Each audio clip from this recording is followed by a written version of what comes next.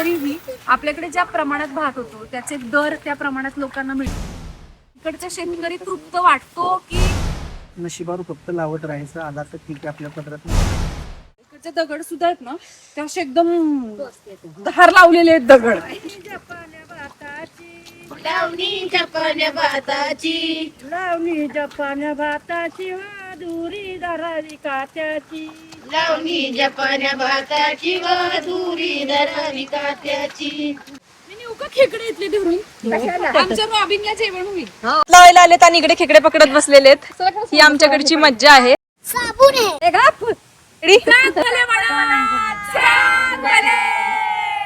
Hello hi नमस्कार, मी अश्विनी महांगडे आणि आजचा हा व्हिडिओ खरं तर खूप स्पेशल आहे कारण मी आलेले आहे कुसगाव मध्ये, जे माझ्या वडिलांचं आजूळ आहे आणि इथे भात शेती मोठ्या प्रमाणात होते। त्यामुळे आज माझ्या सगळ्या प्रेक्षकांना दाखवणार आहे भात शेती कशी केली जाते आणि आज इकडे होणारे भाताची खचरं बऱ्याच प्रमाणात इकडे असतात, तर ती खचरं कशी बनवतात किंवा भात शेती कशी लागण होते या सगळ्या गोष्टी आज आपण शिकणार आहोत। ही भात खचरं बनवावी लागतात आणि तुम्ही बघत असाल तर पाय किती मातीमध्ये जातोय आणि तेव्हाच ही लागण व्यवस्थित होते। तर खरं तर मी सुद्धा भात शेती किंवा लागण कधीच याआधी केलेली नाहीये, त्यामुळे माझ्यासाठी हा एक पहिला आणि चांगला असा अनुभव असणार आहे। तर बघूयात आता की आपल्याला दादा काय शिकवतायत आणि आपण काय शिकतोय। खरं सांगायचं तर नेल आर्ट केलेलं आहे, तुम्हाला दिसत असेल तर सुंदर अशी नखं आहेत, पण या पलीकडे जाऊन मला असं वाटतं की हे सुंदर दिसणं माझ्यापेक्षा सगळ्यात जास्त सुंदर ते सगळे दिसत आहेत जे मेहनत करतायत आणि त्यांच्या चेहऱ्यावर एक वेगळं हसू आहे। ही बाहेरची कुठलीही आभूषणं यांचा विचार न करता शेतकरी शेती करत असतो आणि तो सुखी राहावा यासाठी आपण फक्त ईश्वरचरणी प्रार्थनाच करू शकतो की शेतकऱ्याने सुखी राहावं। नाटक करताना, चित्रपट करताना किंवा मालिका करताना कॉस्ट्युम्स ही फार महत्वाची जबाबदारी असते आणि आज मला वाटतं की इथे शेतात आल्यानंतर सुद्धा कॉस्ट्युम्स किंवा स्वतःला एक आधार म्हणून आजारी पडू नये यासाठी म्हणून मावशींनी आता एक सुंदर कॉस्ट्युम्स असे बांधलेले आहेत की पोरगी आली आपल्याकडे तर आजारी नाही पडली पाहिजेत, पाऊस नाही लागला पाहिजे। सो थँक्यू मावशी। खरं तर भात लागण करताना दोन महत्वाची माणसं जी स्वतःच्या हातात एक हत्यार धरून आणि इकडे मावशी ही एक लाईन आहे त्याच्या ती किती महत्वाची आहे, तर मावशी आम्हाला प्लीज थोडी माहिती द्या। वळीत या पाहिजे भात म्हणून। आणि किती अंतर ठेवतात आपण हे? एक अंदाजे पेनाय बिनाय लागतं म्हणून टायमिंग करायचं, जेणेकरून त्यांचा नाही करताना सगळी जागा मध्ये भेटली पाहिजे। हा अच्छा। आणि हे किती किती घेता एका वेळेला? पाच सहा अंदाजे बर।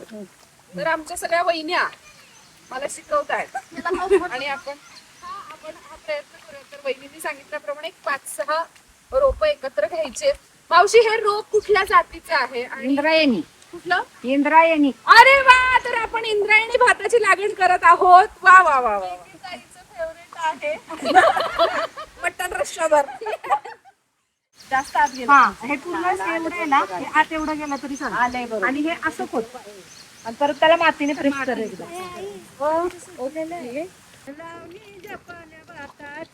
लावणी जपान्या भाताची, लावणी जपान्या भाताची वादुरी दरारी कात्याची, लावणी जपान्या भाताची वादुरी दरारी कात्याची, दुरी दरारी कात्याची, दुरी दरारी कात्याची, दुरी दरारी कात्याची, दुरी दरारी कात्याची, दुरी दरारी कात्याची वा बैला सन मोत्याची, दुरी दरारी कात्याची व बैला सन मोत्याची, दुरी दरारी कात्याची वा बैला सन मोत्याची, दुरी दरारी कात्याची व बैला सन मोत्याची, बैला सन मोत्याची, बैला सन मोत्याची, बैला सन मोत्याची, बैला सन मोत्याची, बैला सन मोत्याची वा दुरी दरारी कात्याची, बैला सन मोत्याची व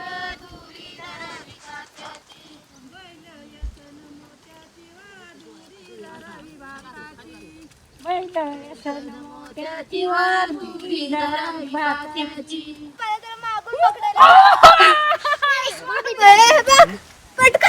कमी दाखव असं करा शिवाय. नको बाबा मला काही थँक्यू. मी पकडलं. पहिला हा सगळ्यात छोटा खेकडा मी पकडलेला आहे आणि तो पडलेला आहे. खेकडे खात नाहीत पण मी घरी घेऊन जाऊ शकते, एक विजयाचं प्रतीक म्हणून की मी काय नवीन शिकले, खेकडं पकडायला शिकले. मावशींची माझ्याकडून काहीतरी एक फार मोठी अपेक्षा आहे जी मावशी आता मला सांगतील. काय मावशी? त्या रोपाचं एक लावायचं, त्याला कनिंग म्हणते येतं. आणि मग ती पहिल्यापासून रूट पडली, कनिंग लावली ना भरपूर भात होत. म्हणून कनिंग लावायची वावर. तर माझ्या हस्ते कटिंग लावली जाणार आहे आणि माझी खूप इच्छा आहे की मावशींना खूप खूप खूप तांदूळ व्हावा यावर्षी. मावशी लावू का इथे? दोन्ही हाताने खवायचं, दोन्ही हाताने बाय सांग खवायचं. कसं खोच याच्यामध्ये हा असं दोन्ही हाताने. हा तर भले म्हणा.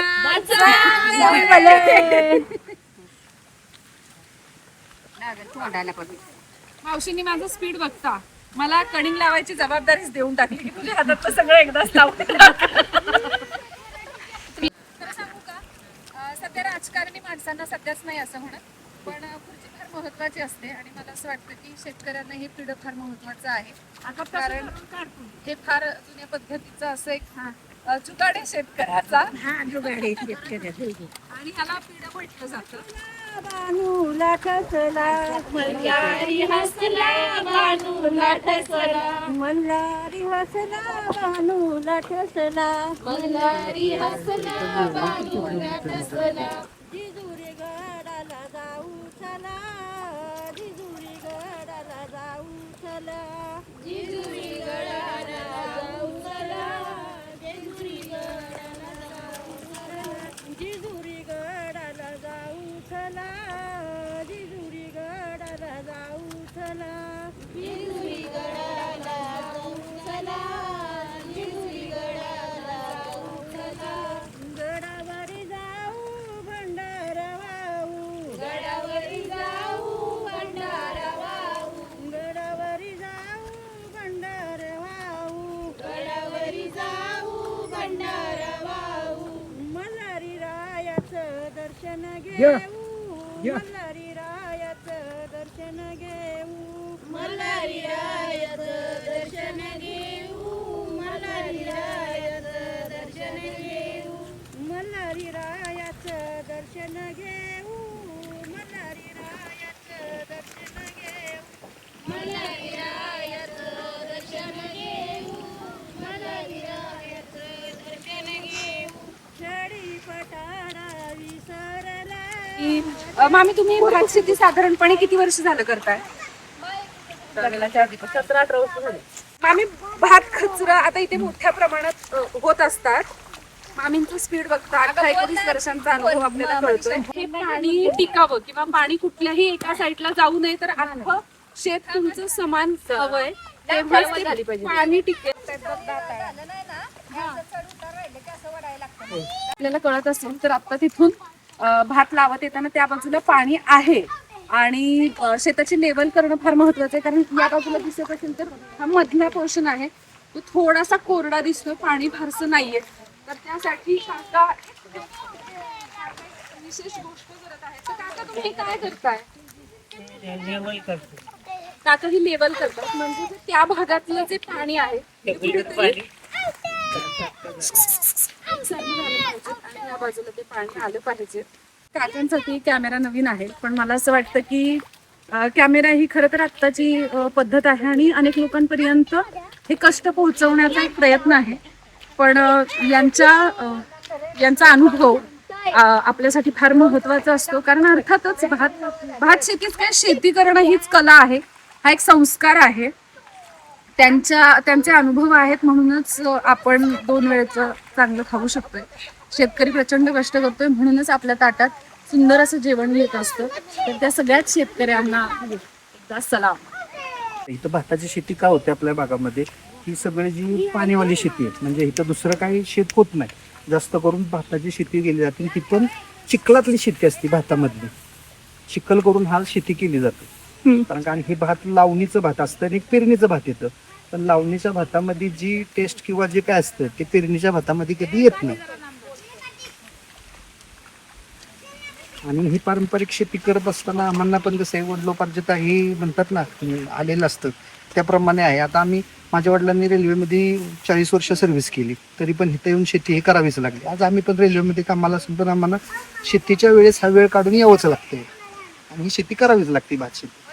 पाऊलं थकलं नाही असं म्हणत शेतकरी या अशा चिखलाच्या रस्त्यातून, बरं इथे कुणीही चप्पल घातलेली नाहीये, त्यामुळे हा प्रवास अखंड करत राहावं लागतं. आता बहुतेक मला काटा टोचलेला आहे. मला पण. नमस्कार, मी अश्विनी महांगडे आणि आज माझ्यासोबत आहे आमचा पप्पू दादा, जो भात शेतीबद्दल आपल्याला माहिती सांगणार आहे. मला असं वाटतं की कुणीतरी एक शेतीमध्ये काम करणारी मोठी माणसं आणि त्यांची मुलाखत घेण्यापेक्षा खऱ्या अर्थाने हा चिखल तुडवणारी जी माणसं आहेत त्यांच्याकडून ही मुलाखत ऐकताना जास्त चांगला अनुभव येऊ शकतो. दादा स्वतः जॉबही करतो, पण त्याच अनुषंगाने अशी कितीतरी तरुण पिढी आहे जी शहरामध्ये जाते, स्वतःची कामं करते, पण शेतीकडेही त्यांचं सगळं बघणं असतं, शेती ही शिकली जाते. तर मी पप्पू दादाला विचारेन, खरं तर भात हा खरीप पीक मानलं जातं आणि साधारणपणे पावसाच्या आगमनानुसार जूनच्या शेवटी आणि जुलै असं ही भाताची लागण होत असते. तर पप्पू दादा प्लीज आम्हाला सांग की आता ही खचरं आहेत, ती तयार करण्यासाठी एक वेगळी प्रक्रिया याच्यात करावी लागत असणार आहे, तर ती कशा पद्धतीने तुम्ही करता? तयार करायची पहिली प्रक्रिया कशी होती, पहिले प्रत्येक घरी बैल होती, बैलांच्या वरती शेती केली जायची. बरोबर.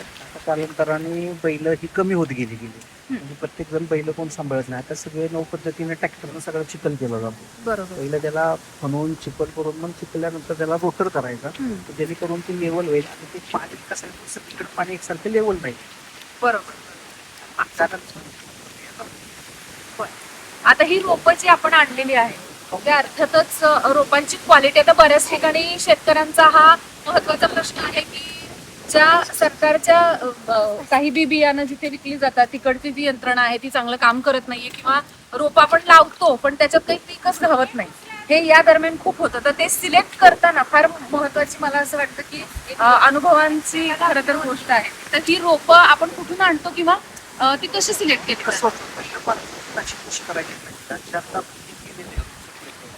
पहिलं ह्याच्यासाठी एक आपल्या भाताचे जे झाल्यानंतर सिलेक्ट ठेवायची, बरोबर, हे पुढच्या वर्षी तयार केलं. आता बाजारात आता परिस्थिती अशी आहे की 100-रातले 70-80% बसले. बरोबर. त्याच्यात माणसं भरपूर बसले आणि त्याच्यात मिक्सिंग जास्त येत.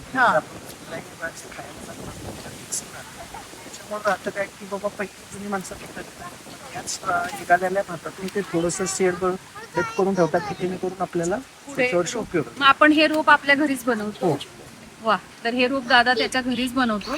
आता भाताच्या तशा इंद्रायणीच्या पण जाती असतीलच, कारण आपल्याकडे तांदूळ म्हटलं तर तसं प्रमुख अन्न पदार्थच आहे. तिकडे पहिले ना बासुमती सगळ्यात जास्त होते. बरोबर. बासुमतीचा प्रॉब्लेम होता की बासुमतीला थोडा वेळ जातो, वेळ गेल्यानंतर त्यांची उंची भरपूर होते बासुमती पिकाची, आणि उंची जास्त झाल्यामुळे काय होतं ते वारा आहे त्या पावसाच्या निमित्ताप्रमाणे ते पडतं गेलं आणि खाली पडल्यानंतर ते येणाऱ्या भाताचं हे होतंय कमी प्रमाणात त्याचा प्रॉब्लेम होतो. त्यामुळं माणसांनी आता जरा बासुमती कमी करत इंद्रायणीकडे जास्त कल घेतला झालेले आहे. आता आपण बघितलं की खेकडे होते बऱ्याच प्रमाणात, किंवा मग आता भातावर रोग पण पसरत असतीलच, असं नाहीये की सगळं व्यवस्थितच होतंय. तर त्यावेळी रोगराईसाठी व्यवस्थापन आपण वेगळ्या पद्धतीने काय करतो, किंवा जुन्या पद्धतीने लोक शेती करताना काय करत होते? जुन्या पद्धतीने पहिली शेती माणसं शेणखतच जास्त करून टाकायची. बरोबर. आपल्या तिथं आल्यानंतर युरिया गिरिया ते सगळे मिक्स करतात, बरोबर, पण पहिलीही शेणखतावर चालत होती. अगदी खरं. आता काही कालांतरानंतर युरिया आला, नंतर पहिले युरिया कुठं वापरत होती, शेणखत ते सगळे क्लिअर करत होते. ह्या पिकाचा साधारण कालावधी म्हणजे आपल्या हाताला जेव्हा तांदूळ लागतील तेव्हाचा कालावधी किती असेल आजपासून? 3-3.5 महिन्यानंतर येतात. तर दादा मला पुढचा प्रश्न असा विचारायचा आहे की मार्केट हे फार महत्वाचं आहे. इंद्रायणीसाठी तसंही मार्केट शोधायची गरज नाहीये, कारण इंद्रायणीचा चाहता वर्ग खाणारा फार वेगळा आहे. पण तरीही आपल्याकडे ज्या प्रमाणात भात होतो त्याचे दर त्या प्रमाणात लोकांना मिळतात का? कारण शेवटी हे कष्ट आहेत. मावशी ते सांगतात की आम्हाला दर त्या प्रमाणात मिळत नाही. अर्थातच हा प्रत्येक नाही. शेतकऱ्याचा आणि प्रत्येकाचाच हा प्रश्न आहे की इतकं कष्ट साधा केलंय सिंपल तर प्रश्न आहे ना, आपण बाजारामधनं तिथे म्हणजे बिर्याणीसाठी वेगळं भात घेतलं जातं 100 रुपये जातो, बरोबर आपलं हे 60 रुपयाने जाते. बरोबर शेतकऱ्याच्या तसाही कोणत्याही याला भाव नाही जे पण आता 60 रुपयाने 60-65 रुपयाने घेऊन जातात तिथून. पण बाजारपेठ म्हणजे असं आलं की इंद्रायणी सगळ्यांना घरी येऊन घेऊन जातात, बाजारपेठ शोधायची पण गरज नाही. गरज लागत नाही. पण दादांच्या बोलण्यातून तेच आलं की जेव्हा आपण पॅकिंग जे असतं वेगवेगळ्या कंपन्यांचं ब्रँडिंग करून जे करतात ते साधारण किलोला 100 रुपयाचा भाव आहे. आणि जेव्हा हे एवढे कष्ट स्वतः शेतकरी करतोय तेव्हा मात्र मध्यस्थीची माणसं असतात किंवा आपल्याला तो दर तितक्या प्रमाणात मिळत नाहीये. तर या व्हिडिओच्या माध्यमातून मी हे सांगेन की आमचा दादा इथे आहे, आमची मावशी इथे आहे. तर यावर्षी मात्र यांना चांगला दर मिळवून देण्यासाठी तुम्ही जास्तीत जास्त आमच्या इथे येऊन हा तांदूळ खरेदी करावा ही सगळ्यांना विनंती कष्ट करेन. एवढं लागतं ना, भाताच्या पीक हा कष्टाचं पीक आहे. बरोबर पहिल्यापासून तुम्हाला शेती तयार करणे, शेती तयार केल्यानंतर त्याची रोप काढणे, रोपाची निगा घेणे, रोप लागल्यानंतर ते काढणे, ते वेगळं करणे, त्या शेतामध्ये चिखल तयार करणे, बाग पूर्ण करणे, परत ते लावणे, लावल्यानंतर त्याचे काढणे, बडवणे, मग तो प्रक्रियेसाठी ह्याच्यात जाणे, आपली गिरणीमध्ये जाणे, चुकणं आल्यानंतर तो तांदूळ आपल्या हातात येतो, त्यानंतर तो ताटात येतो. म्हणजे त्याला प्रक्रिया मोठी आहे प्रक्रिया बरीच आहे. आणि त्याला कष्ट भरपूर आहे. त्या कष्टाच्या प्रमाणे त्याला बाजारपेठ एवढी भाव मिळत नाही. पण मला नक्कीच वाटते की यावर्षी चांगल्या पद्धतीने पीक सुद्धा यावं आणि बाजारपेठ नाहीच पण दर चांगले मिळावेत. अगदीच बाजारपेठेत नेण्याची तर तुम्हाला गरज पडतच नाही नाही. कारण सगळे इथे येऊनच घेऊन जातात. शेती तशी आपल्या कोकणातली ती महत्वाचीच आहे ना. हो हो हो कोकण भागामध्ये दुसरं जास्त म्हणजे पीक होत नाही. शेती ही भाताची होती, त्याची पण कारण अशी आहे की आपली जी शेतीची रचना आहे ती सगळी जी म्हणजे उन्हाळ्याचे पाणी येतो, जे येतो ते शेतीमध्ये राहतो. बरोबर. त्याच्यामुळे पाण्याचं जास्त प्रमाण असल्यामुळे इथं भात शेती जास्त होते. पण बऱ्याचदा असं होतं की पाऊस सुद्धा मोठ्या प्रमाणात आला तर उपळे जे फुटलेले असतात त्याच्यामुळे पाणी जास्त राहतं आणि मग दुसरं पीक परत राहत नाही जास्त. पीक म्हणजे तांदूळ सुद्धा हाती लागेल की नाही अशी शंका येते. कारण गेल्या काही वर्षांपासून जे हवामानाचे सगळे बदल झालेला चढ-उतार आहे. होत आहेत तर अशा वेळेला इकडचा शेतकरी तृप्त वाटतो की अजूनही शेतकऱ्यांच्या माथी कष्ट आणि हातात अजून पैसे. आता 4-5-6 दिवसापूर्वी किती आता वृष्टी झाली सर्व वेगळे. बरोबर आता 6 दिवस झाले पाऊसच नाही. पाऊस येतोय कधी जातोय कधी आणि इथून पुढे येईल ते आशा नाही. आशा नाही. फक्त नशिबावर फक्त लावत राहायचं, आला तर ठीक आहे, आपल्या पदरात नाही तर नाही. खरंय शेतकऱ्याचं प्रत्येकाचंच हे म्हणणं असतं की त्याचे सगळं काही हे आभाळावर आहे. कष्ट करणं हे फक्त त्याच्या हातात असतं आणि शेतकरी कधीच खचत नाही तर तो कायम कष्ट करत असतो. आज मावशींच्या शेतात येऊन आणि हा सगळा अनुभव घेताना खूप शांत वाटतंय कारण सगळीकडे हिरवळ आहे. सगळी हसणारी प्रेम करणारी माझी माणसं माझ्या आजूबाजूला आहेत. त्यामुळे मला कायम असं वाटतं की ही सगळी माणसं, ही सगळी माझी माणसं आणि अर्थातच शेतकरी कायम सुखी राहावा. थँक्यू पप्पू दादा, तुम्ही आम्हाला इतकी छान माहिती दिली. आणि आज मावशींच्या शेतात आल्यामुळे मावशींनी आम्हाला बऱ्याच गोष्टी शिकवल्या, त्याही या व्हिडिओच्या माध्यमातून तुम्हाला सगळ्यांना समजणार आहेत. So thank you so much. Thank you. आपल्याला पप्पू दादांनी माहिती सांगितली की पश्चिम महाराष्ट्रातला शेतकरी बऱ्यापैकी रोपं विकत आणत नाही तर रोपंही त्यांनी घेतलेली असतात. म्हणजे गेल्या वर्षी जे भात झालेले आहेत ते तांदूळ आहेत ज्यांची क्वालिटी चांगली आहे ते तांदूळ राखले जातात आणि तेच पेरले जातात. म्हणजे आता हे वाफं नाहीये खरं तर, पण ह्या लाईन मध्ये हे रोप आहे जे त्यांना माहिती आहे शेतकऱ्यांनी की त्याची क्वालिटी अर्थातच चांगली असणार आहे. तर मावशी हे तुम्ही काय करताय आणि मला काय करायचंय ते मला शिकवा जरा. हे काढायचं असं धरायचं असं बरं. हे काढायचं आणि बांधायचं धुवून. अच्छा. असं धुवावं तसं धुवायचं असंच करायचं. तसं हा माती जाते सगळी. जाते हे आता आपल्याच वावरात लावायचे का? वावरात लावायचं. बरं. विकण्यासाठी पण असतं आपल्याकडे का आपण नाही आपल्यासाठी नाही जेवढं असतं तेवढंच आपल्यासाठी करतो? आपल्यासाठी काहीच नाही. मला वाटतं शेतकऱ्यांची त्यांची प्रोसेस आहे. कारण सुरुवात इथूनच होते की तुमच्याकडे रोप किती चांगल्या क्वालिटीचं आहे तेव्हाच तुम्हाला उत्पादन कसं मिळणार आहे. तेव्हाच बाजारपेठेत, अर्थातच बाजारपेठ नाही, लोक इथेच खरेदी करण्यासाठी येतात. पण तुमचं पीक हे किती चांगल्या क्वालिटीचं आहे हे महत्त्वाचं आहे. म्हणूनच हे रोप आधी चांगल्या क्वालिटीचं असणं अपेक्षित आहे. गेल्या काही दिवसात बरेच व्हिडिओ असे बघितले की सोयाबीन विकत घेतलंय आणि जे उगवलंच नाहीये. म्हणजे हा शेतकऱ्यांचा मुळातच प्रश्न आहे की जेव्हा काही बी बियाणं आपण विकत घेतोय तेव्हा ते येतही नाहीये आणि मग शेतकऱ्याला पुन्हा ते खरेदी करणं, त्याच्यासाठीचा पैसा खर्च करणं, ह्या गोष्टी कराव्या लागत आहेत.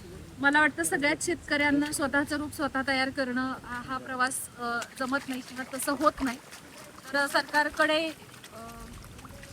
हीच विनंती आहे की ज्या ठिकाणी सरकारची बी बियाणांची विक्री होते त्या ठिकाणी कशा पद्धतीने चांगल्या क्वालिटीचे बी बियाणं विकली जातील याकडे सरकारने लक्ष द्यावं. मातीशी जोडलेले राहा, मेहनतीवर विश्वास ठेवा.